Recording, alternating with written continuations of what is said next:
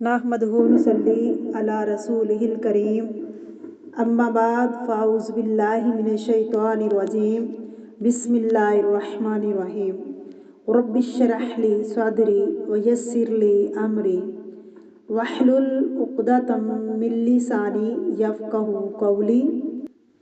سورۃ آل عمران آیت نمبر 176، لفظی ترجمہ، روٹ ورڈ اور تفسیر۔ ولا اور نہ یحزن کا غمناک کر دیں تم کو الذین وہ لوگ جو یسارعون تیزی دکھاتے ہیں فی الکفر کفر میں، انہم بے شک وہ لن بالکل نہیں یضروا نقصان پہنچا سکتے اللہ اللہ کو شیئن کچھ بھی، یرید ارادہ ہے اللہ اللہ تعالیٰ کا اللہ یہ کہ نہ یجعل کرے لہم ان کے لیے حظً کچھ حصہ فی الآخرہ آخرت میں، ولہم اور ان کے لیے ہی عذاب عذاب ہو عظیم بہت بڑا۔ تفسیر۔ بسم اللہ الرحمن الرحیم۔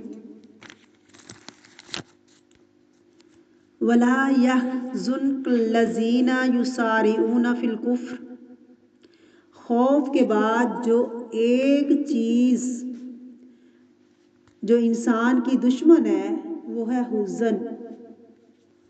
دو چیزیں انسان کے لیے قاتل ہیں، ایک خوف اور دوسرا غم۔ ہم نے دیکھا ہے کہ جو لوگ لوگوں سے ڈرتے ہیں ان کی صلاحیتیں ماری جاتی ہیں، وہ ڈر ڈر کے اور مر مر کے جیتے ہیں۔ ان کی زندگی ایک مضر زندگی ہو جاتی ہے کہ جس میں وہ انسانوں سے ڈرتے رہتے ہیں۔ تو آپ نے دیکھا ہوگا کہ انسانوں کا ڈر کیا کرتا ہے، انسان کے اندر مسلسل ایک بے چینی رکھتا ہے۔ یہ خوف انسان کا دشمن ہے۔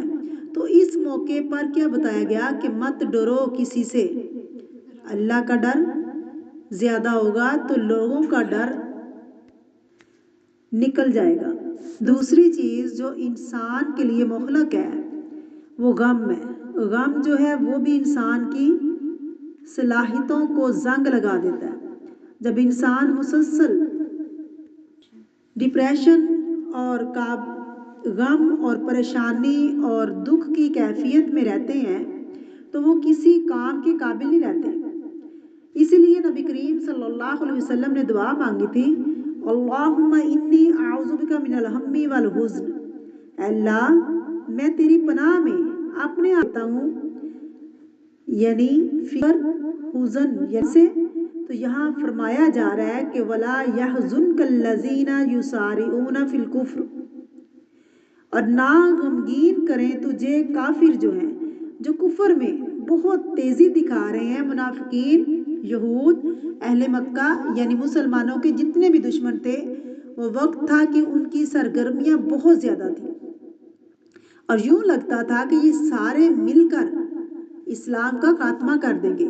اور نبی کریم صلی اللہ علیہ وسلم کو اس بات کی فکر رہتی تھی کہ کیا ہوگا۔ اللہ سبحانہ و تعالی تسلی دے رہے ہیں کہ آپ بالکل غم نہ کریں، انہم لن یضروا اللہ شیئا، بے شک یہ سب اللہ کا کچھ نہیں بگاڑ سکتے، اللہ کا کوئی نقصان نہیں کر سکتے۔ کیوں نہیں کر سکتے؟ اس لیے کہ اللہ تعالیٰ ان کی پہنچ سے بہت اونچا ہے، نہ اس کی ذات کو کوئی نقصان دے سکتے، نہ اس کی صفات میں عیب لگا سکتے ہیں، نہ اس کی حکومت میں کچھ کمی کر سکتے ہیں۔ حدیث شریف ہے، اللہ تعالیٰ فرماتے ہیں کہ جنو انس مجھ سے اپنا سب کچھ بھی مانگ لو تو میں تمہیں سب کچھ دے دوں، تو یہ دینا بھی میری حکومت میں کتنی کمی کرے گی؟ اتنی بھی نہیں جتنا سمندر میں سوئی ڈبو کر باہر نکالتے ہو، پانی سوئی کو لگتا ہے۔ اگر سارے انسان جو کچھ بھی مانگنا چاہیں وہ مانگ لیں، سب کو میں سب کچھ دے بھی دوں تو پھر بھی کمی نہیں آئے گی۔ دوسرا یہ کہ بندوں کے اندر اتنی طاقت نہیں ہے کہ وہ اس حد تک پہنچے اور جا کر اس کا کچھ بگاڑے، نعوذ باللہ، کچھ بھی نہیں کر سکتے۔ تو اللہ تعالیٰ نے نبی کریم صلی اللہ علیہ وسلم کو تسلی دی کہ فکر نہ کریں آپ، یہ اللہ کے دین کا کچھ بھی نقصان نہیں دے سکتے۔ یرید اللہ الا یجعل لہم حظًا فی الآخرہ، اللہ چاہتا ہے کہ اللہ ان کے لیے آخرت میں کوئی حصہ نہ چھوڑے، ان کی کوششوں کا کوئی بدلہ ان کی کفر کی وجہ سے، وَلَهُمْ عَذَابٌ عَظِيمٌ، ان کے لیے بہت بڑا عذاب ہے۔ استغفر اللہ۔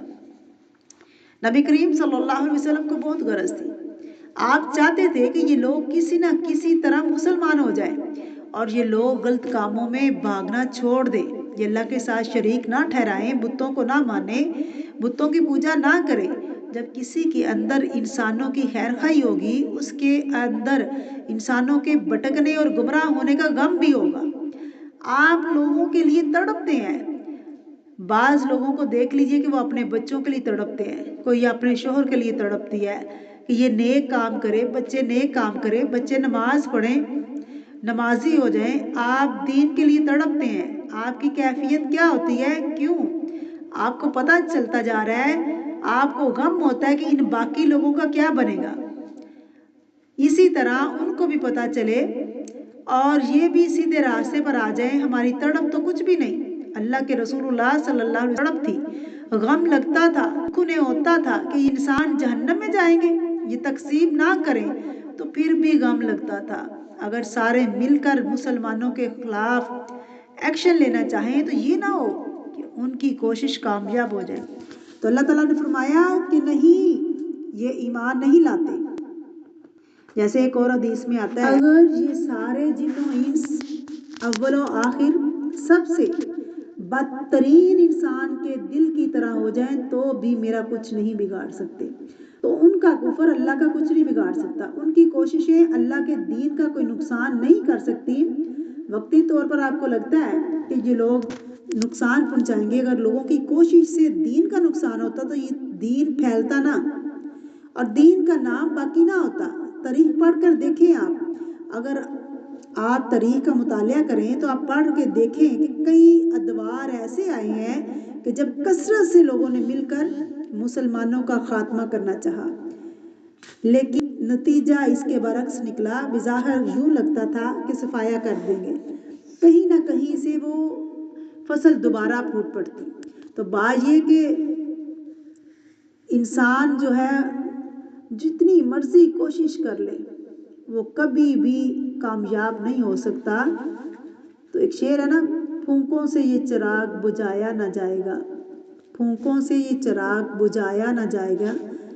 اہل کفر جتنی بھی کوششیں کریں، جتنے بھی وسائل استعمال کر لیں، جتنا بھی خود کو اسلام کے خلاف کر لیں، اسلام میں ایسی سچائی اور حقیقت ہے کہ جس چراغ کو کوئی بھی بجھا نہ سکا۔ یہ ضرور کوشش کی وجہ سے جیسے سمندر میں ایک جاگ آ جاتی ہے، ایسے لگتا ہے جاگ سب کچھ ہے، آگ ہٹتی ہے تو پانی وہی ہوتا ہے۔ تو اسلام جو ہے، اللہ کا نور جو ہے، کوئی بھی اپنی مکروہ کوششوں سے اسے ختم نہیں کر سکتا، نہ کر سکے گا۔ ہاں، اصل میں ہم سب کا امتحان ہے کہ وہ کوشش کر رہے ہیں تو ہماری کوشش کتنی ہے۔ ہر ایک کو اس کی کوشش کے مطابق اجر دیا جائے گا۔ اگر کوئی اسلام کو مٹانے کی کوشش کر رہے ہیں تو اس کے مقابلے میں ہم کتنی کوشش کر رہے ہیں، ہماری کوشش کتنی ہونی چاہیے، ہمیں کیا کرنا چاہیے، ہمارا فرض کیا بنتا ہے کہ ہم آرام سے بیٹھے رہیں؟ اسلام کو پھیلانے کی کوشش کرنی چاہیے، دوسروں کو دین کی دعوت دینی چاہیے۔ اصل میں یہ بندوں کے درمیان ایک سٹرگل ہے، یہ کفر اور اسلام کا جو مقابلہ ہے، ہمیشہ سے شر اور خیر کے درمیان فرق رہا ہے۔ یہ بندوں کے امتحان کے لیے، ورنہ اللہ کو کوئی نقصان نہیں دے سکتا۔ اللہ چاہے تو سارے ہی مسلمان ہو جائیں، سارے مومن ہو جائیں۔ تو اگر مومن بننا ہے تو وہ بھی اپنے لیے، اگر مومن نہیں بننا، کفر اختیار کرنا ہے تو وہ بھی اپنے لیے نقصان ہے۔ مومن بنو گے تو اللہ کا دیدار نصیب ہوگا، جنت ملے گی، ہمیشہ کی زندگی ملے گی۔ اگر کفر اختیار کرو گے تو جہنم میں پھینک دیا جائے گا، اللہ کی ناراضگی کا سبب بنے گا، اللہ تعالیٰ اپنی نظر رحمت نہیں کرے گا۔